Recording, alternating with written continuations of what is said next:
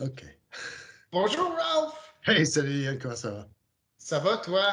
Ah, ça va. Hey, une autre journée, un autre invité, d'autres questions de la part des profs. Moi, j'adore ça. C'est notre rencontre, notre rendez-vous à tous les jours, là, mais c'est Je super le fun. tiens. Ben oui, on dirait que c'était comme il y a quelques minutes qu'on s'est parlé la dernière fois. C'est incroyable comment ça passe vite. Oui, ben, les journées passent vite, oui, ça tu peux le dire. En tout cas, on a un invité. Je disais tout Oh, à l'heure, on a une invitée et son chien. Ça, faut pas que les messieurs euh, parlent, faut bonjour pas que les Jennifer, messieurs comment ça parlent va? trop fort, hein, parce que on va. Comment il Elle n'aime s'appelle, pas ça. Riley? C'est Lacey. Lacey, Ouais. c'est vrai. Oui, alors, ben c'est ça. On dirait qu'on est à notre troisième fois qu'on peut t'avoir comme invité sur l'émission. Oui, merci de m'avoir invitée. Je Oui, me sens choyée. puis ben moi, je pensais qu'on aurait vraiment deux choses qui intéressent peut-être les gens. Premièrement, la dernière fois ben, il y a deux fois quand tu es venu, tu étais avec toute la classe, puis vous avez parlé du fait que vous allez relancer votre podcast. Alors, on a bien hâte de voir au sujet du balado toute la classe. Et aussi, TLC recommande, qui est une nouveauté. Alors, je ne sais pas si tu peux nous parler de ça en quelques minutes. Oui, ben, on a eu le plaisir de se parler et de s'enregistrer la semaine dernière et de sortir un nouvel épisode sur notre nouvelle réalité, qui est l'enseignement à distance. Euh, on prévoit une série sur le sujet. Alors, on l'a décortiqué un peu. Puis, notre premier épisode qu'on a sorti était sur le lien affectif entre l'enseignant et l'élève, l'importance de ceci et comment, parce qu'il y a plein de choses qu'on fait à tous les jours pour nourrir ce lien qu'on doit faire différemment quand c'est à distance. Alors, on a beaucoup parlé de ça. Mhm.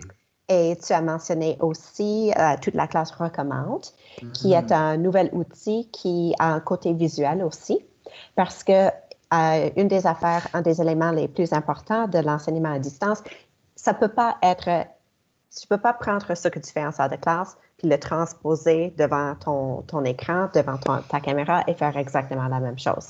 Alors, on aimerait proposer un outil par semaine qui serait en lien avec le sujet de discussion. Et on a créé un petit tutoriel de 5 minutes qui explique cet outil technologique-là pour que les gens puissent l'insérer, l'intégrer dans leur enseignement. Mhm. Est-ce qu'on pourrait voir votre première qui était Oui, au sujet de, je pense, un des outils préférés du conseil? Moi, j'adore l'utiliser. oui, c'est un des outils qui se trouve dans la suite de Office 365, que moi j'appelle souvent Office parce qu'il y a beaucoup de ça là-dedans. Et c'est une idée que les autres conseils peuvent utiliser aussi. Si vous avez Google Forms, vous pouvez faire quelque chose de très similaire. Mais on a trouvé un moyen aussi de rendre ça visuel pour les plus petits. Alors, on peut envoyer un questionnaire, un sondage aux élèves pour sonder leurs sentiments, leurs émotions, parce qu'il y en a qui ne veulent pas parler devant tout le monde, mais qui veulent partager avec nous ce qui se passe à la maison. Alors, le premier tutoriel se trouve sur YouTube. Alors, Mhm. c'est public, c'est n'importe qui, partout, n'importe où dans le monde peut l'écouter. Ian, si tu veux partager peut-être ton écran, tu peux leur OK. montrer. C'est sur YouTube, Mhm. sur la chaîne EdPédago, la chaîne du conseil. Puis, on a trouvé un playlist.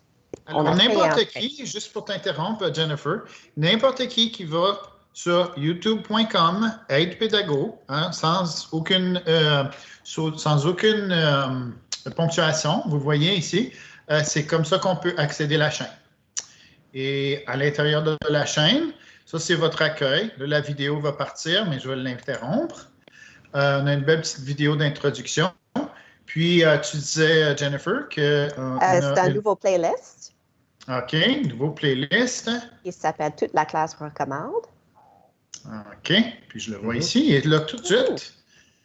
Et là, ah, les madames avec la nouvelle vidéo. Nice. Ah, c'est beau ça. Et super. Puis il va en avoir une à toutes les semaines, Jennifer. C'est ça. C'est Excellent. promis. Est-ce Ah, qu'il y a autre chose là-dedans? Je peux fermer le partage? Oui, oui. Jen, Oui. est-ce que je peux juste revenir sur l'épisode de la semaine dernière. J'ai beaucoup aimé ce que vous avez dit. C'est comme une nouvelle rentrée, mais c'est pas juste une nouvelle rentrée, c'est des nouveaux élèves qu'on a. Parce que là, on les voit dans un milieu où on les voyait pas normalement. Et puis, tu sais, faut apprendre à les connaître de nouveau, tu sais. Alors, ça, j'ai beaucoup aimé cette perspective-là. Oui, la rétroaction qu'on a eue de la part des enseignants qui l'ont écouté, puis ça a été très populaire. Ça a été écouté plus 300 fois, je pense, dans les premiers jours après la publication. Oui. Mais les profs ont dit que c'était rassurant parce que, tu sais, moins de pression, c'est une nouvelle rentrée. Il ne faut pas y aller trop vite. Il faut commencer avec les routines, encore une fois, connaître la plateforme. Et c'est après ça, une fois que tout est instauré, qu'on va aller voir de nouveaux apprentissages. Merci Jennifer. Puis j'ai bien hâte de regarder toute la classe recommande pour la prochaine semaine. Puis ça, c'est super d'avoir toujours comme un petit hook comme ça, que c'est un outil. C'est quel outil que toute la classe va choisir de recommander cette semaine? J'adore votre concept. Ce qu'on espère, c'est que les gens vont s'approprier un outil par semaine. Comme ça, tu as une boîte à outils beaucoup plus grande qui va te permettre de diversifier les activités que tu fais avec tes élèves et de rendre ça plus engageant. Puis un petit avant-goût de ce vendredi, là, à quoi est-ce qu'on peut s'attendre demain? Demain, on va se parler de la matrice Summer. Alors, on a déjà parlé de l'intégration de la technologie en salle de classe, mais comme je viens de dire, enseigner en virtuel, c'est pas enseigner en salle de classe. Alors, comment est-ce qu'on peut tirer profit de tous les outils à notre disposition pour que ce soit interactif? Parce que moi, si je parle pendant une demi-heure à mes élèves et qu'ils n'interagissent pas, ben, moi, je vais être fatiguée et eux, ils vont être ennuyés. Oui, c'est vrai.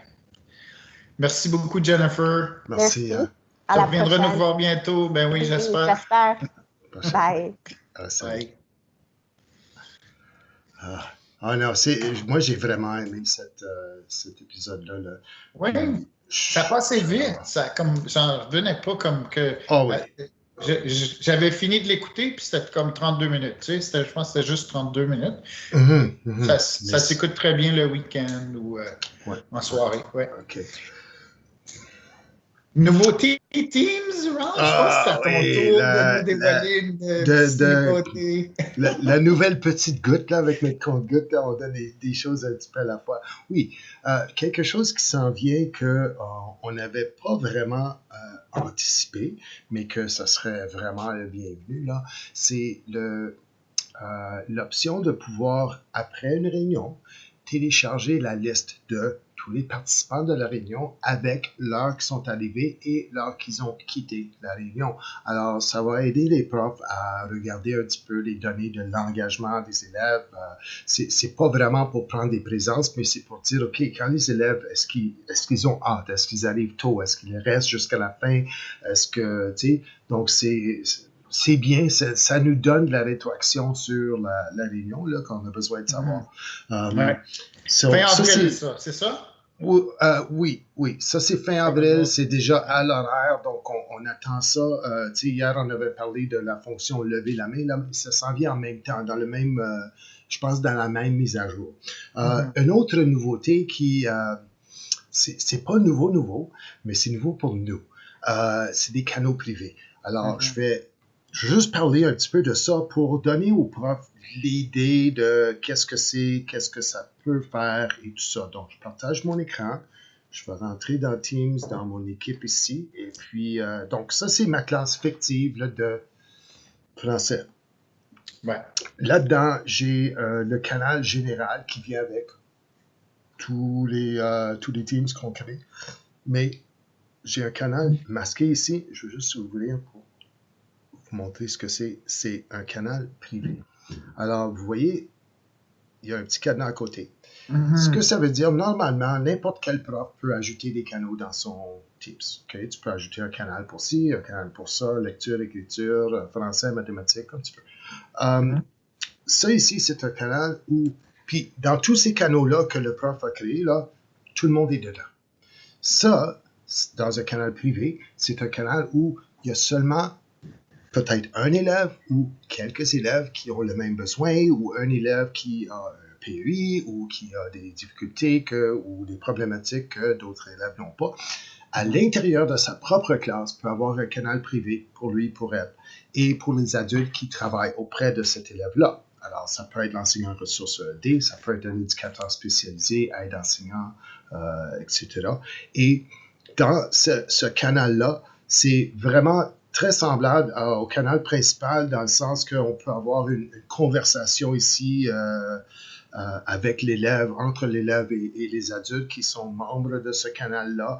Et puis, on peut insérer des documents ici dans les fichiers. Il n'y a pas d'autre fonction que publication, fichiers et des appels.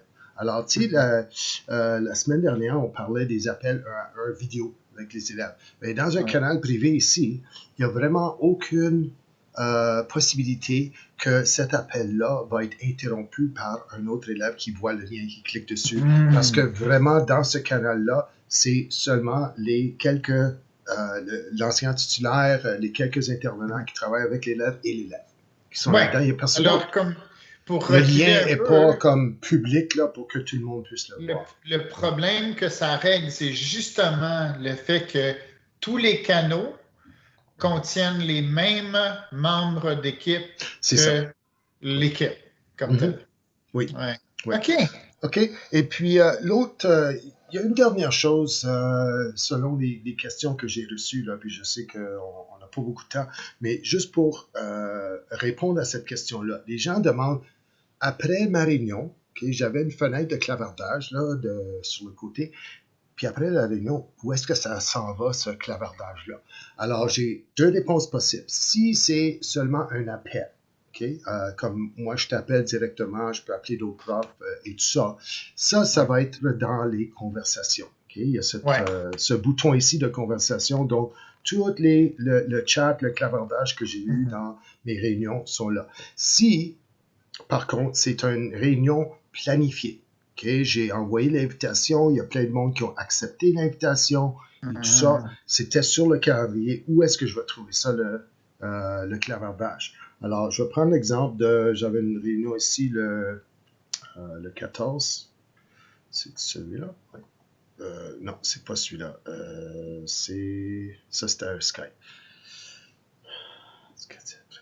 OK.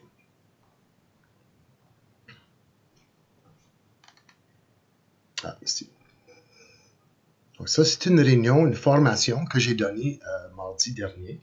Et on voit, qui sont les personnes invitées et tout ça. Mais regarde, si je regarde en haut ici, je peux voir, il y a d'autres onglets. Là, je regarde l'onglet des détails, mais regarde, la conversation. La conversation est toute là. Tout ce que les gens ont écrit et tout ça. Donc, tu sais, un prof qui n'a pas eu le temps de répondre à toutes les questions des élèves pendant le cours, mais qui voulait retourner pour voir, OK, est-ce qu'il y a d'autres questions, puis peut-être que je peux mettre ça dans notre page de publication pour dire, OK, quelqu'un a posé cette question ici, voici la réponse, ou voici où est-ce qu'on peut trouver la réponse, tu sais, avec un lien. Alors, ça, les conversations, si j'avais ajouté des fichiers à la réunion, ils seraient là. Détails, on l'a déjà vu. Les notes, des gens peuvent prendre des notes live pendant une réunion. Je ne sais pas si les gens sont au courant de ça. Et puis le dernier, c'est le tableau blanc. Alors, si je me suis servi d'un tableau blanc pendant une réunion, les gens savent peut-être pas que le tableau blanc n'est pas enregistré dans l'enregistrement de la réunion. Pour ceux qui ne savent pas, là, c'est le cas. Ce n'est pas encore une fonction qui est prise en charge par Teams, mais le tableau blanc reste ici, dans le rendez-vous, dans le calendrier. Une image du tableau blanc quand il est complété comme ça. Exactement. Alors, si vous voulez trouver n'importe quoi, conversation, fichier, tableau blanc et tout ça de la réunion, retournez à l'item dans le calendrier où vous l'avez planifié et toutes ces informations-là sont conservées là. OK. Et voilà. Ben, merci pour le beau partage, Ralph. Puis voilà, on a terminé une autre édition de Indicatif présent. Oui, c'est ça. On sera de retour demain avec d'autres idées pour l'enseignement à distance, d'autres questions, d'autres réponses. Et puis, c'est ça, on se donne rendez-vous pour demain. Hein? Oui, à demain, Ralph. Salut.